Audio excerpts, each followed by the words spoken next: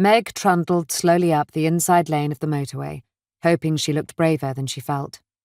The journey from South Yorkshire all the way to the west coast of the Scottish Highlands was a long one for someone who hadn't driven further than to the local supermarket in years.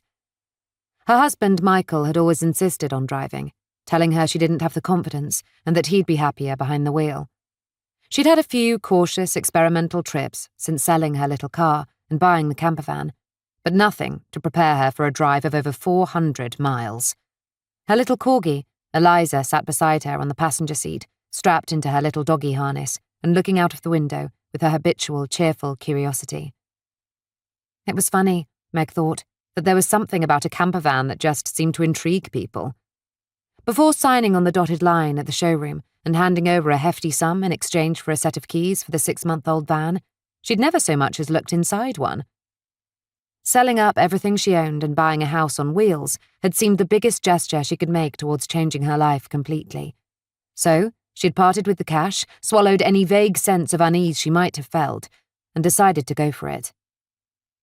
After a couple of hours, they stopped at a service station to stretch their legs.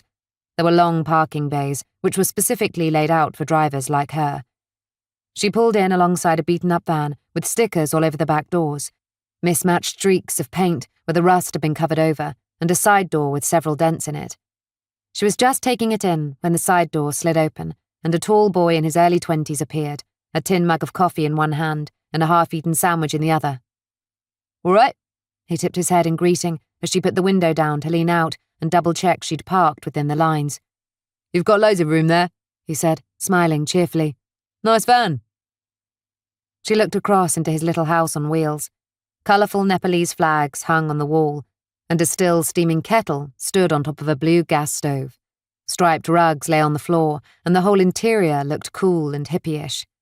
"I think mine is a bit more traditional than yours. Luckily, my friends promised to make me some nice crochet blankets to brighten it up a bit. I'm going to house-sit for her," Meg added. "Cool," said the boy, sipping his coffee. "Doesn't matter what it looks like, though. It's the ethos that's important. Freedom is everything." He patted the battered side of his van affectionately. "Freedom is everything," echoed Meg. "I like that." He looked like the sort of person who was designed for van life. She felt like a bit of a fraud in comparison. Eliza gave a gruff bark of excitement and pulled against the travel harness, making it almost impossible to unfasten the 2 safety clips that held her secure on the front passenger seat, where she'd been sitting on a blue and white fleece blanket, folded neatly to protect the brand-new upholstery.